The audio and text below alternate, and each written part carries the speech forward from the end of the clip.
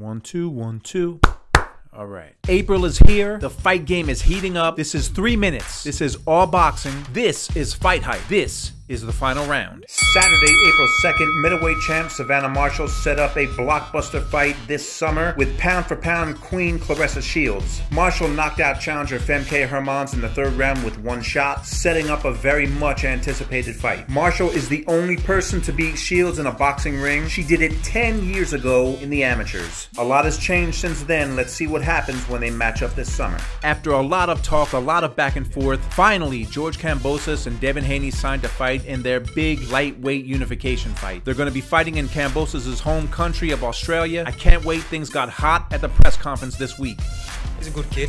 Just know that we chose you. I'm not a kid, so he can stop calling me a kid. I'm a man, and I will show him that in the ring.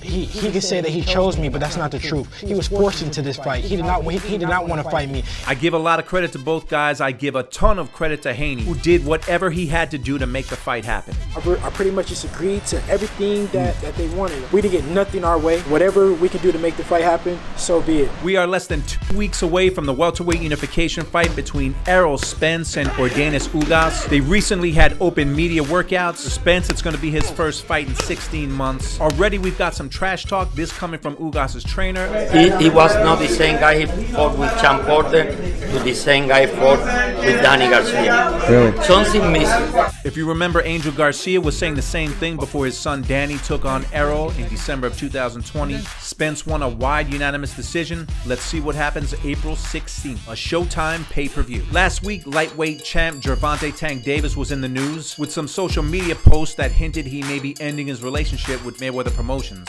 This week, Floyd Mayweather responded. Nothing lasts forever. I will always love Tank, love him, look at him like a son. He has to do what's best for him. I feel like I've done a great job thus far. I mean, just building him and putting him in good fights, great fights. He's steady growing, he's steady learning, and I'm proud of him. I always hear that boxing is dead, boxing is dying. Guess what? Boxing's not dying. Recently, there was a Harris poll. The Harris poll is one of the longest running surveys in the United States. Boxing placed 4th behind basketball, football, and baseball, but ahead of MMA, hockey, tennis, and golf. No matter how badly the sport tries to hurt itself, it's still thriving and people are still watching. Seeing as this is a bit of a slow week in the ring, about that slap.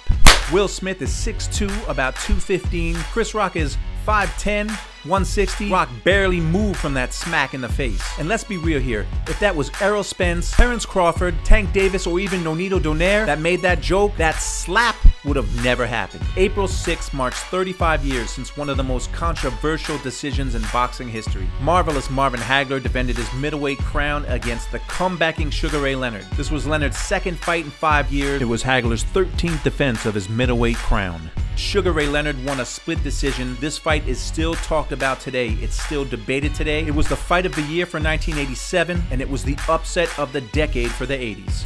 Boom, boom. That's the bell, and this week's edition of the final round on Fight Hype is done. Make sure to check out Fight Hype every day for all things boxing, and don't forget, every week I'm back with a new episode of the final round.